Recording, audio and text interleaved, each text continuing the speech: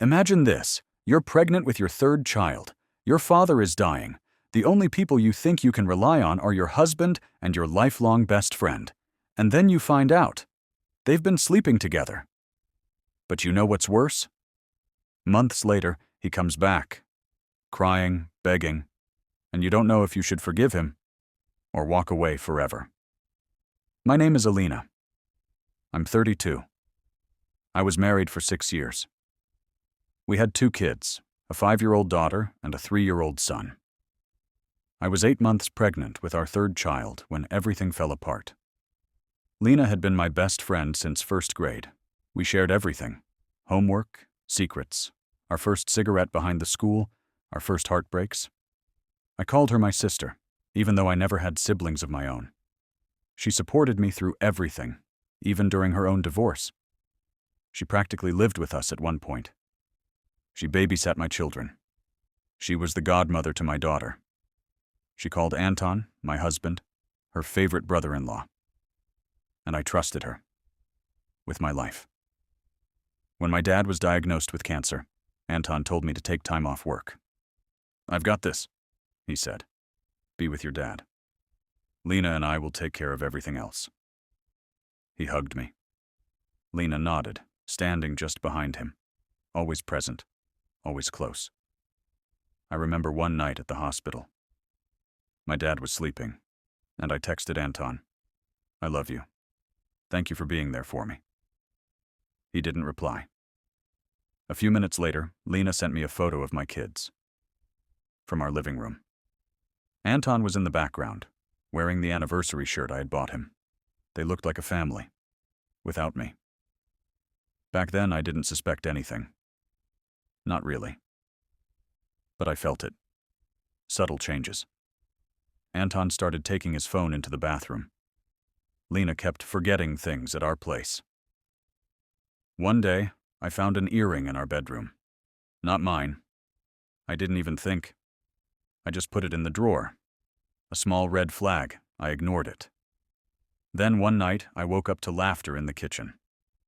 It was past 2 a.m. I tiptoed to the door and heard him say, "You know I'm only with her for the kids." And then Lena's voice. "She'll fall apart on her own. Just wait." I stood there in the dark, holding my breath. My heart slammed against my ribs. I couldn't believe what I was hearing. The next morning I tested her. I looked her in the eye and said, "I think Anton is cheating on me." She smiled, calm, condescending. "You're just stressed, Alina. He adores you. Don't overthink." But when she crossed her legs on the couch, I saw them. Anton's socks, the gray ones I gave him for Christmas. She wasn't even hiding it. A week later, I left the hospital early.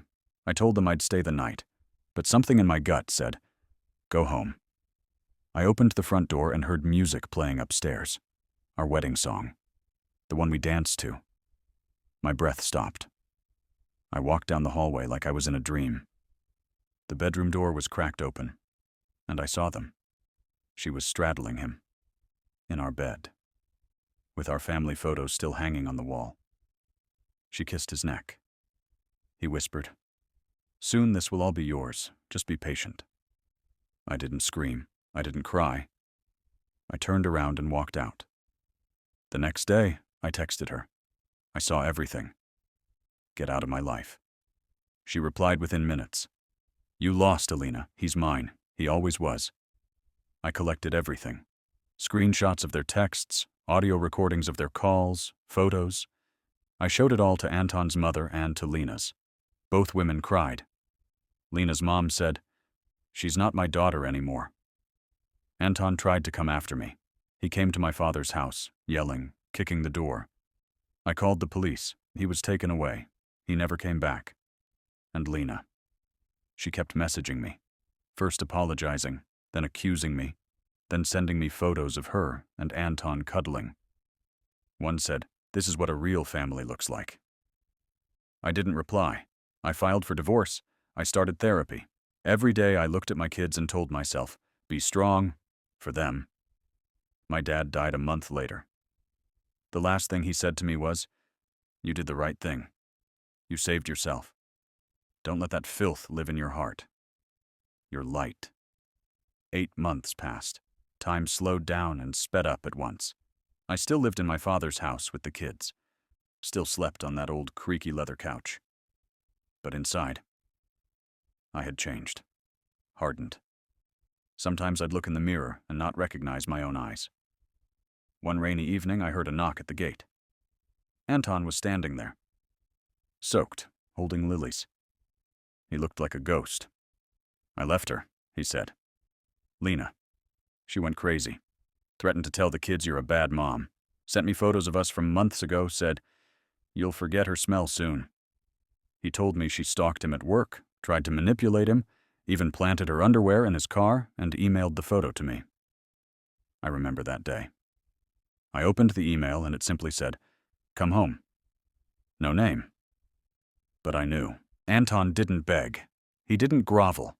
He just looked tired. Broken. He had a new job, hauling boxes in a warehouse, to pay child support on time. He sent the kids puzzles, not iPads. Set up a savings jar for their future. Called the doctor to check on vaccines. He started doing things fathers are supposed to do. "I'm not asking you to take me back," he said once, standing outside my door in the middle of the night. "Just let me be there. Let me fix what I can."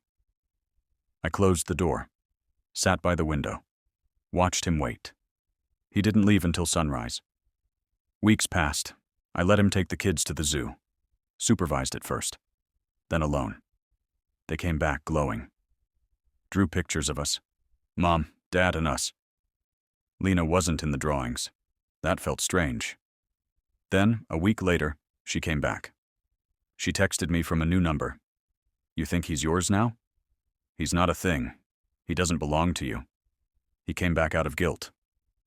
But I'll take him back. I always do." I didn't reply. She started showing up again. Once, outside my daughter's school. Took a picture and sent it to me with the caption, "Beautiful, like her mother." But so naive. I filed a police report, but there wasn't much they could do. No proof. Just shadows. She was always just out of reach. One evening, I was taking the trash out, and she stepped in front of me. "You think you won," she said, "but he'll resent you forever. You're a burden, his cross to bear." I didn't speak. I looked in her eyes and saw desperation, rage, but mostly emptiness. She lost, and she knew it. Anton asked to move closer, to see the kids more. I didn't give an answer. He was trying, but trust is porcelain. Once shattered, you can glue it back. But it's never the same. "Do you trust me, even a little?" he asked. I was silent. "Do you want me gone forever?" he asked again. I didn't know.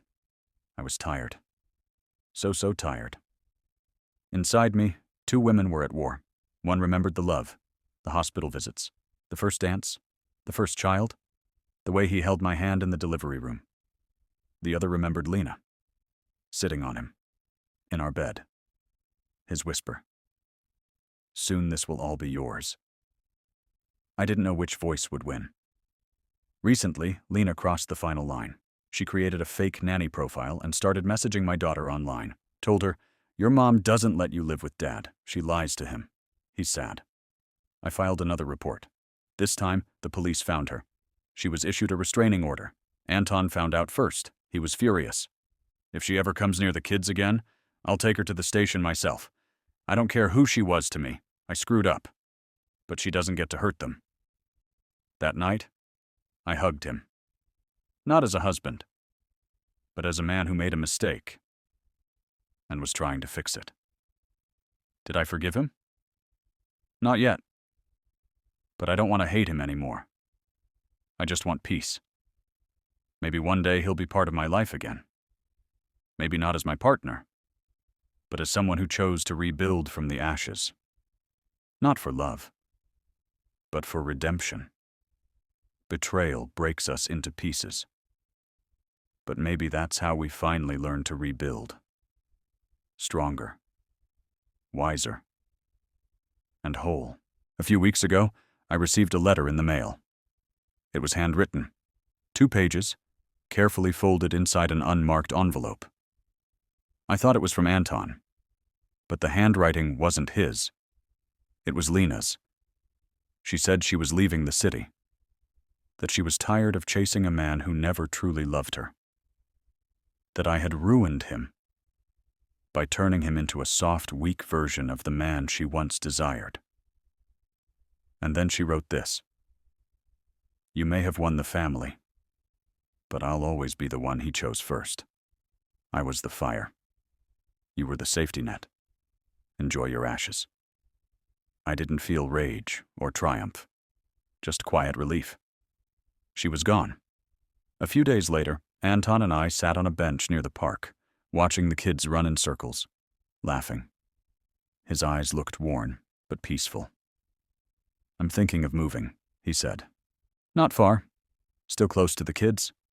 But I think you deserve space. Real peace." He didn't beg to come back. He didn't ask for love. He just let go. And for the first time, I saw him not as the man who betrayed me, but as someone who finally understood what damage he'd done. Someone ready to step back. That night, I tucked the kids in, made tea, and sat in silence.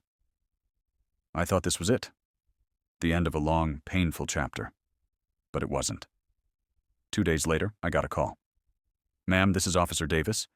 Do you know a woman named Lena Markova?" My throat tightened. "Yes."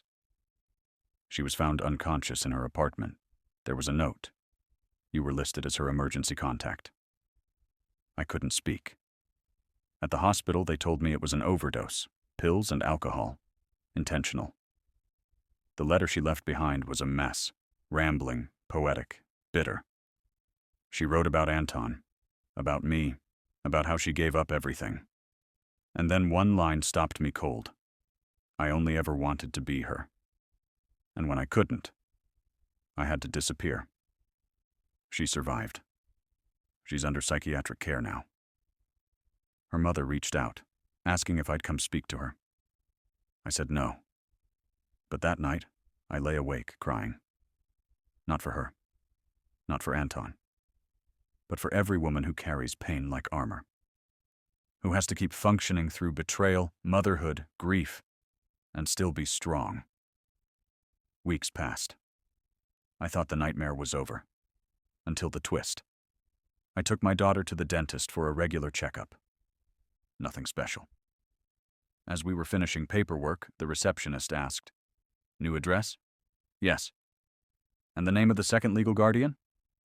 I blinked. "It's just me and their father." Anton Shi looked confused, turned her screen toward me. According to our system, Lena Markova was added as secondary guardian 3 months ago. I stared at the screen. Her name, on my daughter's file. I felt the world tilt under me. Even after everything, after the affair, the harassment, the overdose, she still tried to insert herself into our lives, into my children's lives. That night, I wrote a letter to the court. I requested a permanent restriction. No access. No communication. Not now. Not ever. I sealed the envelope, kissed my daughter's head, and finally understood. This was never about a man. It was about identity, control, power. And I was done letting anyone rewrite my life. So if you've ever lived through hell and kept walking, know this. Sometimes the biggest plot twist is that you survive, and you get to choose how your story ends. Thank you for watching.